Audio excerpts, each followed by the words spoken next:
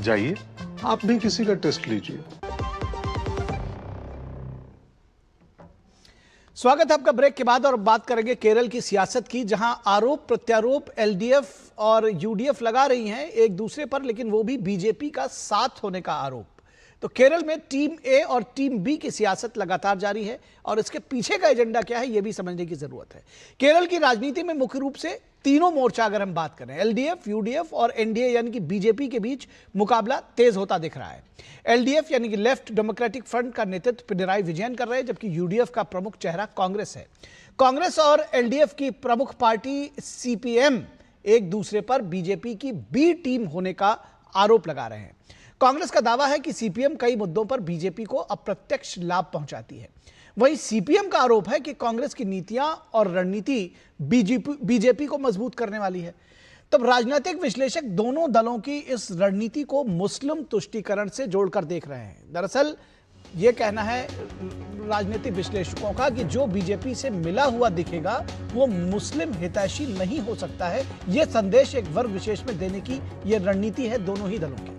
वहीं पीएम मोदी ने इस पर टिप्पणी करते हुए कहा है कि दिल्ली में दोस्ती और केरल में दुश्मनी की राजनीति केरल में चल रही है। पीएम मोदी का इशारा कांग्रेस और वाम दलों के राष्ट्रीय स्तर पर सहयोग और राज्य स्तर पर विरोध की ओर था।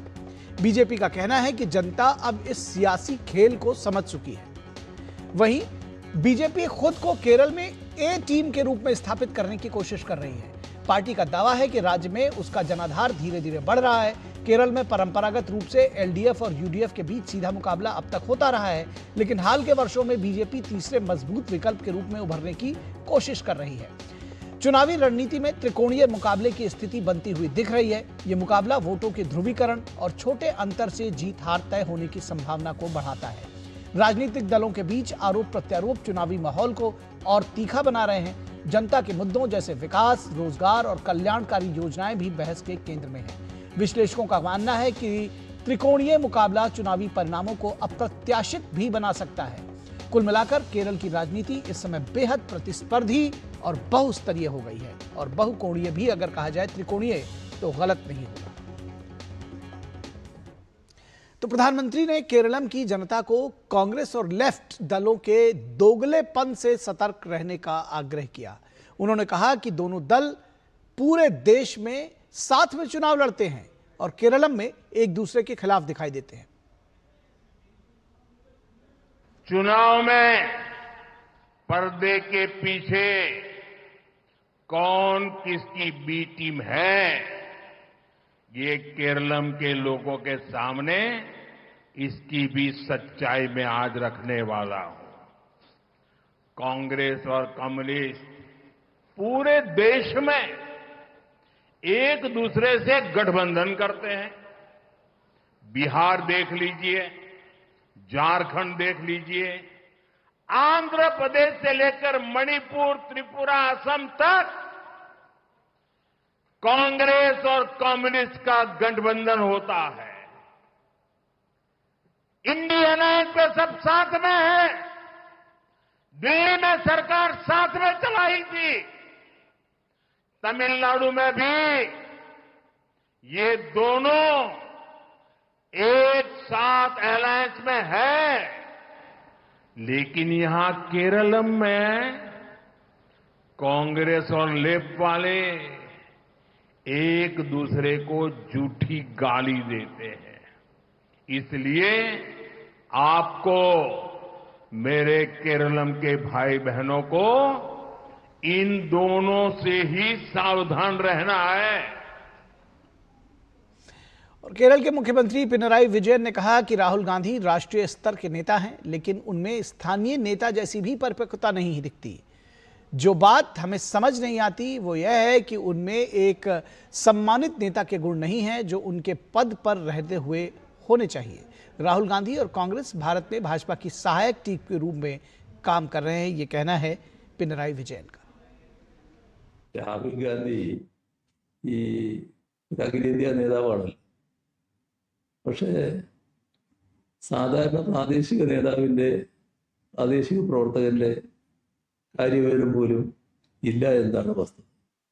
കോൺഗ്രസ്സുകാരാകെ സർവാദരണീയനായ നേതാവെന്ന് കാണുന്ന ഒരു നേതാവിനുണ്ടാകുന്നത് എന്ന് ഒരു തരത്തിലും മനസ്സിലാക്കാൻ കഴിയാത്ത കാര്യം. ഇവിടെ രാഹുൽ ഗാന്ധിയുടെ നില എന്താ? രാഹുൽ ഗാന്ധിയും ഇന്ത്യയിലെ കോൺഗ്രസും രാജ്യത്തെ BJPയുടെ ബി ടീമായിട്ടാണ് പ്രവർത്തിക്കുന്നത്. और कांग्रेस नेता राहुल गांधी ने कहा कि हम ये चुनाव LDF के खिलाफ लड़ रहे हैं जिसे भाजपा का समर्थन प्राप्त है. तो एक तरफ UDF है और दूसरी तरफ LDF और BJP का गठबंधन है. We are fighting here an election against the LDF, which is fully supported by the BJP. On one side is the UDF, and on the other side is a combination of LDF and BJP. और इस पूरी खबर पर बातचीत करने के लिए हमारे साथ हमारे संवाददाता विवेक नारायण जुड़े हुए हैं केरल से, तिरुवनंतपुरम से. विवेक, किस तरह से देखते हैं, क्योंकि सब एक दूसरे की टीम बताने में लगे हुए हैं. UDF LDF एक दूसरे को BJP का साथी बता रहे हैं. इसके पीछे क्या तुष्टीकरण की सियासत है? क्या सियासत है इसके पीछे, कैसे बताएंगे?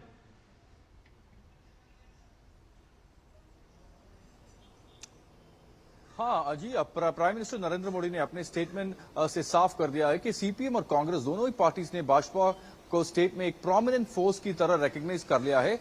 भाजपा जो इस बार इलेक्शंस में इम्पैक्ट क्रिएट करना चाहता है ने दोनों ही में पार्टीज पर इलेक्शन जीतने के लिए कम्युनल फोर्स के साथ अलाइन होने के सीरियस आरोप लगाई है. मैं इस विषय में आज VD सतीश ने, opposition leader, senior Congress leader ने, इसी विषय में मैं उसको इस विषय के बारे में मैं उसको पूछता हूं. वो बोलेगा तो BJP केरला को एक इम्पोर्टेंट फैक्टर नहीं है और ये ट्रायंगुलर कॉन्टेस्ट यहाँ लड़ने को चांस भी नहीं है.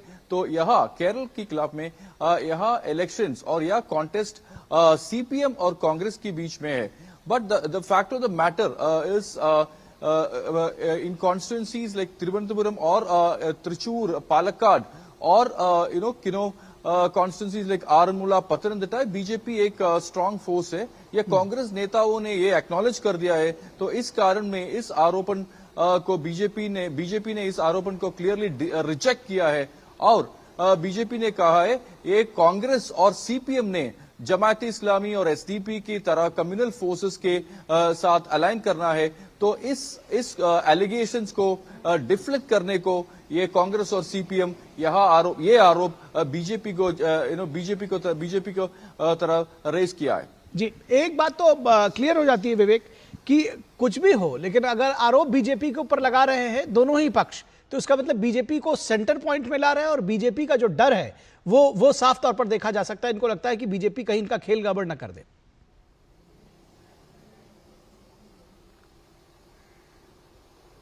या what you said is right. तो BJP को डर लगता है. तो इस विषय में बोथ CPM और कांग्रेस ने one thing is very clear, both CPM and Congress is actually feared about the third front. तो CPM ने कहा है तो एक केरल में एक थर्ड फ्रंट को चांसेस भी नहीं है. तो इस थर्ड फ्रंट को एक डिस्कशन, एक अनावश्यक एक चर्चा भी नहीं है. बट कांग्रेस ने कहा है तो इस इलेक्शन में all the 140 constituencies में it's a two-sided fight और BJP इधर पिक्चर भी नहीं है. But the fact of the matter is that the BJP is very strong in many constituencies, especially in central और south Kerala में. जी बिल्कुल, और यही वजह है कि बार बार ना चाहते हुए भी दोनों ही पक्ष BJP का नाम ले रहे हैं और BJP की बात जनता के लिए लेकर जा रहे हैं. तो मुझे लगता है कि तो इससे तो BJP को फायदा ही होने वाला है. फिलहाल बहुत शुक्रिया इस तमाम बातचीत और जानकारी के लिए विवेक नारायण, हमारे साथ जुड़ने के लिए. तो इस वक्त आज के अंक में बस इतना ही. हमारी पूरी टीम को दीजिए इजाजत. नमस्कार.